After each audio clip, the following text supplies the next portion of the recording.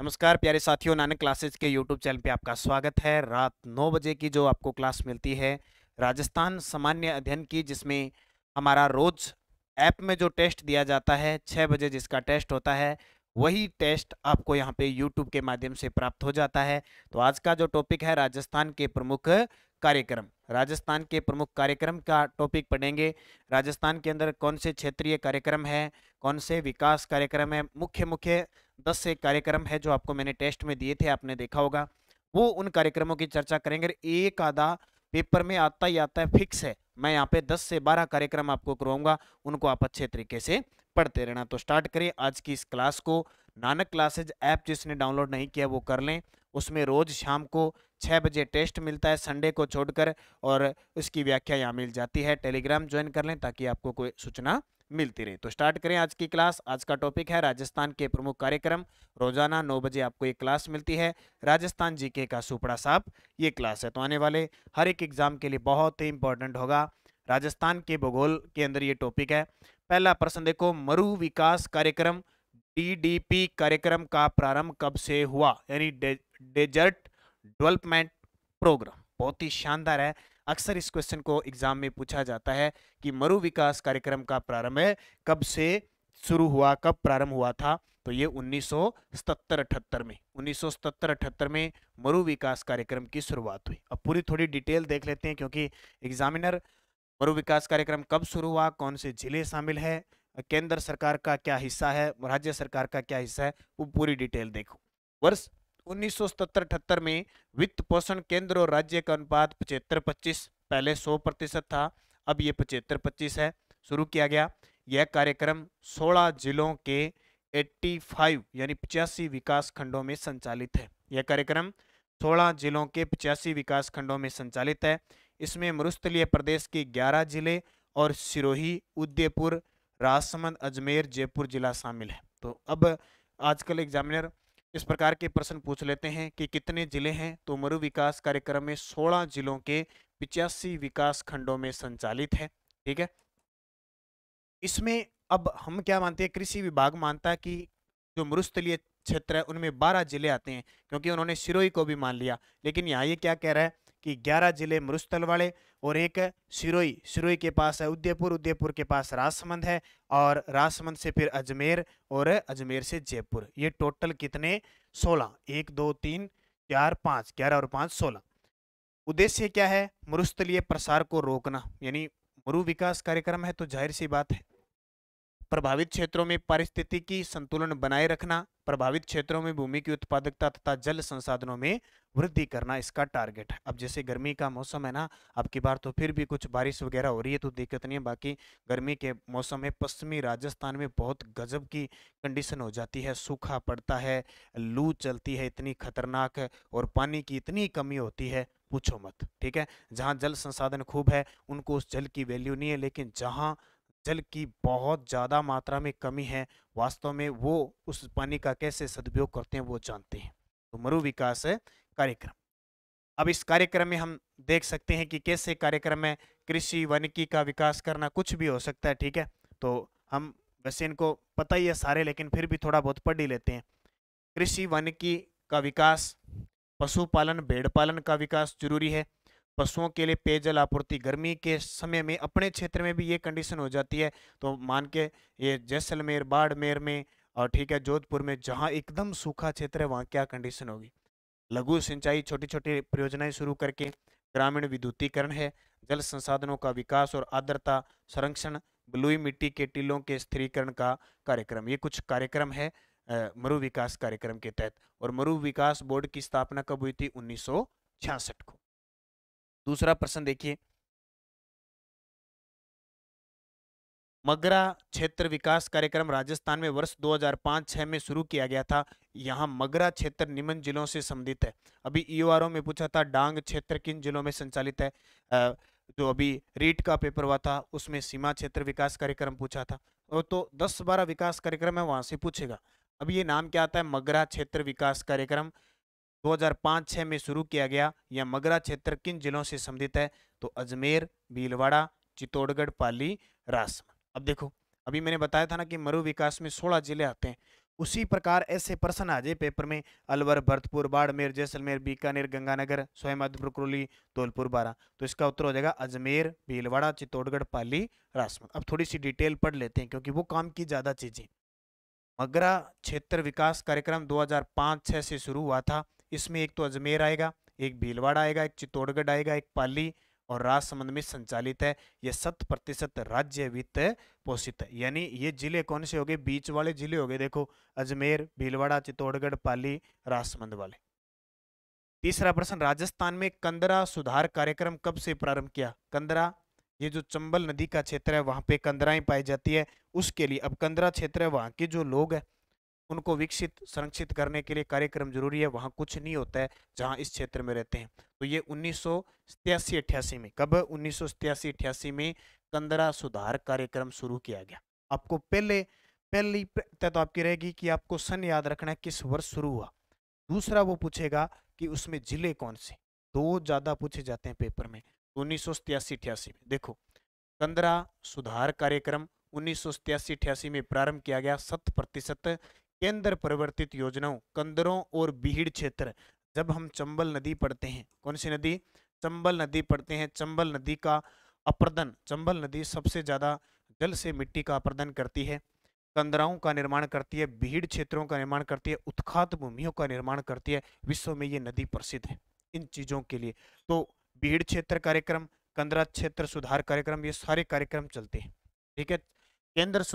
कंदरा सुधार कार्यक्रम कब चला? 1987-88 के अंदर चला। ये पॉइंट नोट करना है। इसके अलावा देखो ये कितने जिलों में है? 8 दस्यु प्रभावित जिले। दस्यु प्रभावित जिले क्या होते हैं कि हमने पढ़ा, करौली जिले को डांगलैंड कहते हैं, डांग की रानी। इस क्षेत्र में क्या, इस भीड़ क्षेत्र में कंदराओं में डाकू रहते हैं जो राहगीरों को लूटते हैं। और दस्यु किसको कहते हैं? जो नदी के पास रहते हैं या समुद्र में रहने वाले जो डाकू होते हैं, एक बार लूटने के बाद वापस अपने जल वाले क्षेत्र में चले जाते हैं, वो दस्यु होते हैं।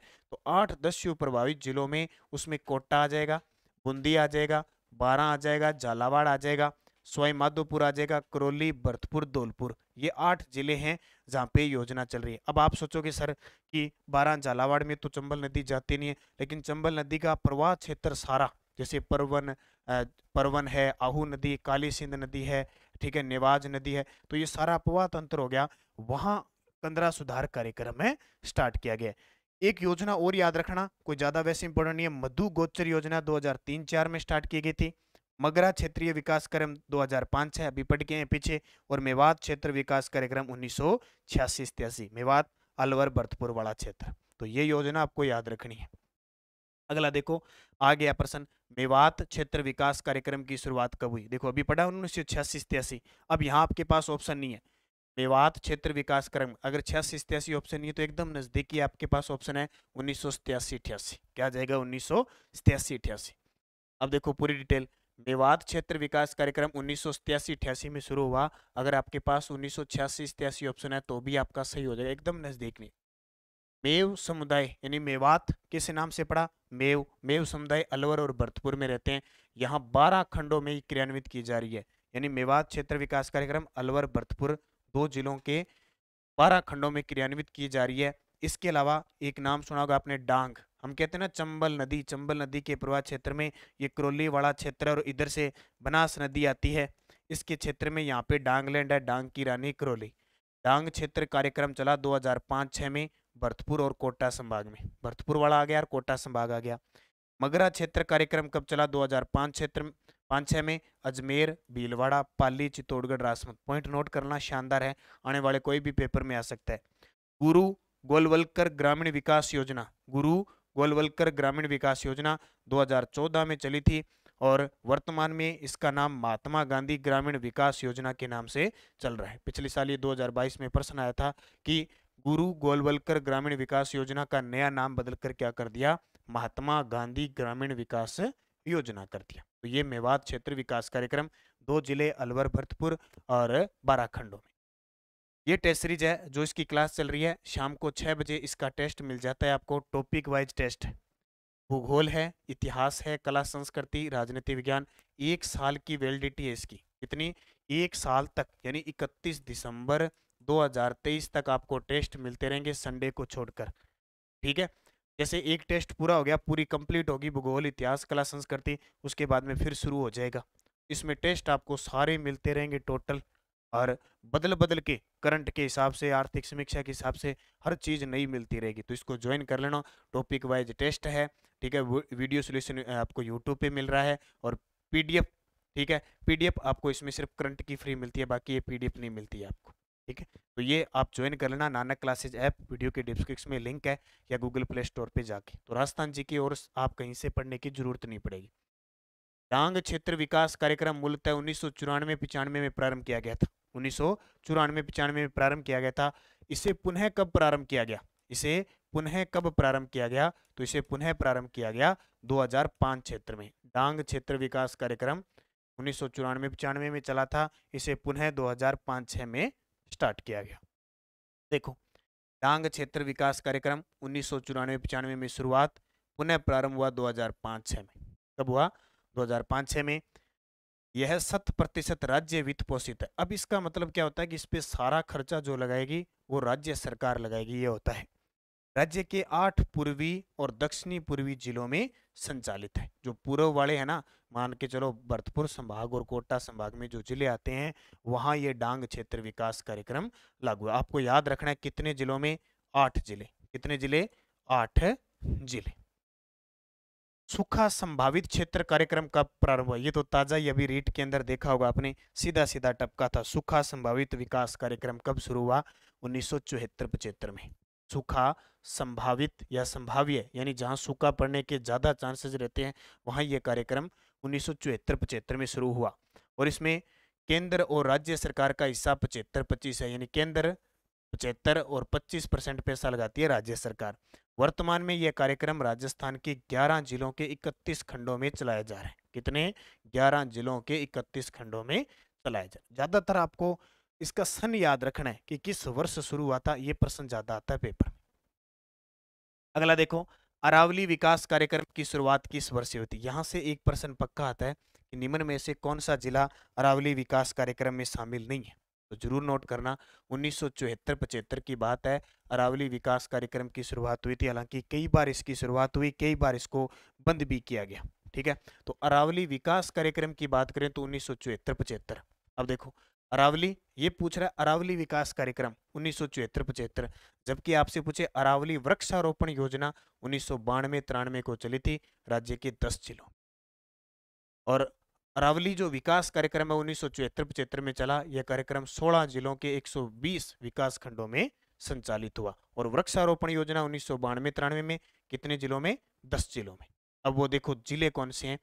अलवर, सीकर, झुंझुनू, नागौर, जयपुर, पाली, सिरोही, उदयपुर, चित्तौड़गढ़, बांसवाड़ा। लगभग सारे पहाड़ी जिले हैं, लेकिन इसमें से एक याद रखना, नागौर भी इसके अंदर आता है। अभी 2022 के वीडियो पर ही पता नहीं मेंस में क्वेश्चन आया था, निम्न में से कौन सा अरावली विकास कार्यक्रम में शामिल नहीं है? तो ऑप्शन उसमें नागौर भी था, और बहुत सारे बच्चे सीधा करके आगे ऑप्शन एक अजमेर था उसमें। अब सबने सोचा कि भाई अरावली, अरावली है अजमेर में तो जाएगी, इसका उत्तर तो अजमेर होगा। लेकिन ठीक है, सबने सोचा कि अजमेर में तो अरावली जाती है, इसका उत्तर नागौर होगा। तो नागौर इसमें शामिल है और अजमेर शामिल नहीं है। देख लो, ये ऑप्शन था, मतलब ऑप्शन दे दिए, ऑप्शन थे नागौर, झुंझुनू, चित्तौड़गढ़ और अजमेर, ऐसे दे दिया कि अरावली विकास कार्यक्रम में कौन सा शामिल नहीं है। तो हम तो सोचते हैं कि पहाड़ी क्षेत्र है और मध्यवर्ती में अजमेर आता है, लेकिन नागौर शामिल है, अजमेर शामिल नहीं। तो कई बार ऐसा प्रश्न आ जाता है। और ये कार्यक्रम किसके सहयोग से चल रहा है? जापान के ओवरसीज इकोनॉमिक कोऑपरेशन फंड यानी OCEF की सहायता से चलाया जा रहा है। सीमावर्ती क्षेत्रीय विकास कार्यक्रम कब शुरू किया गया? ये जिस विद्यार्थी ने रीट का पेपर दिया है, रीट लेवल फर्स्ट का पेपर दिया है, उसने देखा होगा। क्योंकि मैं जब रीट का पेपर था तो मैंने आपको सारे टॉपिक करवाए थे टोटल। तो 1986-87 ये रीट लेवल फर्स्ट में मैंने दो ही बातें आपको बता रहा हूँ कि या तो सन आएगा या जिला आएगा। सीमावर्ती क्षेत्रीय विकास कार्यक्रम का मतलब हो गया कि राजस्थान में 1070 किलोमीटर रेड क्लिफ रेखा है, और यहाँ लगता है श्री गंगानगर, यहाँ लगता है बीकानेर, यहाँ लगता है जैसलमेर, और यहाँ लगता है बाड़मेर। गंगानगर लगता है कितना? गंगानगर लगता है 216 किलोमीटर, बीकानेर लगता है 168 किलोमीटर, जैसलमेर लगता है 464 किलोमीटर और बाड़मेर लगता है आपका 228 किलोमीटर। इन चार जिलों, ये 210 किलोमीटर है, इन चार जिलों से 1070 किलोमीटर लगती है। ये सीमावर्ती विकास कार्यक्रम है जिसको BADP कहते हैं, ठीक है, बॉर्डर एरिया डेवलपमेंट प्रोजेक्ट या प्रोग्राम। तो 1986 में, तो आप देख सकते हो 1986 में 4 जिले हैं, उसके 16 विकास खंडों में संचालित है। 7वीं पंचवर्षीय योजना में 100% ये केंद्रित कार्यक्रम था, यानी पूरा खर्चा केंद्र सरकार लगाती थी। लेकिन अब 2016-17 से इसमें केंद्र और राज्य सरकार का हिस्सा कितना हो गया, 60-40। तो ये याद रखना, कई बार वो कथन से प्रश्न देता है कि कौन सा सही है और कौन सा गलत है। परिवर्तित क्षेत्र विकास उपागम जिसको कहते हैं माडा, कब प्रारंभ किया गया? परिवर्तित क्षेत्र विकास कार्यक्रम जिसको हम कहते हैं माडा, माडा किस वर्ष लागू किया? तो माडा जो कार्यक्रम है वो 1978-79 में, 1978-79 में। देखो थोड़ी सी डिटेल में साथ में इसलिए लेके आता हूँ ताकि आपको याद रहे ये चीजें। वैसे तो देखा मैंने सीधा बता दिया, भूल जाओगे। आपके सामने इसकी PDF भी आपको मिल जाती है, ऐप में टेस्ट मिल जाता है, कितनी चीजें देखो सुविधा आपको दे रखी है। प्रारंभ 1978-79 में, इसमें जिले देखो 13 जिलों के 2939 गांव के 44 समूहों की जनजाति के लोग शामिल हैं। इसमें अलवर में धौलपुर वाले, भीलवाड़ा, बूंदी, चित्तौड़गढ़, उदयपुर, झालावाड़, कोटा, पाली, सवाईमाधोपुर, सिरोही, टोंक और जयपुर, ये इसके अंदर शामिल है। ये मान के चलो दक्षिण वाले और पूर्व वाले ये सारे शामिल है, पश्चिम वाला कोई शामिल नहीं है इसमें। उद्देश्य, माडा के अंतर्गत सम्मिलित क्षेत्रों में लघु सिंचाई, सामुदायिक पंप सेट, ग्रामीण गृह निर्माण योजना, दुकानों के लिए अनुदान, व्यवसायिक शिक्षा, सामुदायिक कुओं को गहरा करना, पेयजल, चिकित्सा वगैरह सबकी व्यवस्था करना इसका काम है। और ये प्रताप क्लासेज अपनी टेस्ट सीरीज है, कोई सूचना सहायक की तैयारी कर रहा है तो राजस्थान, ठीक है, राजस्थान इंटरनेशनल राष्ट्रीय स्तर के सारा current affairs Nanak classes app में सिर्फ 50 रुपये में उपलब्ध करवाया जा रहा है। मरु गोचर योजना विकास कार्यक्रम कितने जिलों में संचालित है? मरु गोचर विकास कार्यक्रम योजना कितने जिलों में संचालित है? तो ये है 10 जिलों के अंदर। 2003-04 में प्रारंभ हुई थी मरु गोचर विकास कार्यक्रम, 2003-04 में प्रारंभ। राज्य के 10 मरु जिलों में बीकानेर, चूरू, बाड़मेर, जालोर, जैसलमेर, पाली, नागौर, झुंझुनू, सीकर, जोधपुर में संचालित है। देखो इसमें शामिल कौन सा नहीं है? एक तो श्री गंगानगर शामिल नहीं है, यानी 12 जिले हैं ना जो मरुस्थलीय, और एक हनुमानगढ़ शामिल नहीं है। मरु गोचर वाले में ये 2 शामिल नहीं है, ये ध्यान रखना। 12 जो जिले हैं उनमें 2 शामिल नहीं है।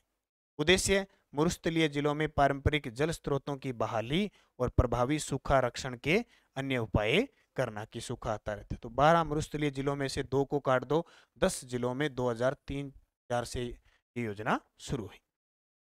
जनजाति उप योजना की शुरुआत किस वर्ष हुई थी? जनजाति उप योजना की शुरुआत किस वर्ष हुई थी?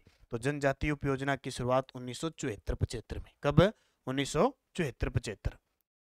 तो प्रारंभ हुई 1974-75 में। इस योजना के मुख्य कार्यक्रम सिंचाई, विद्युत, फल विकास, बेयर बैंडिंग, डीजल पंपिंग से सामुदायिक सिंचाई, बीज वगैरह है।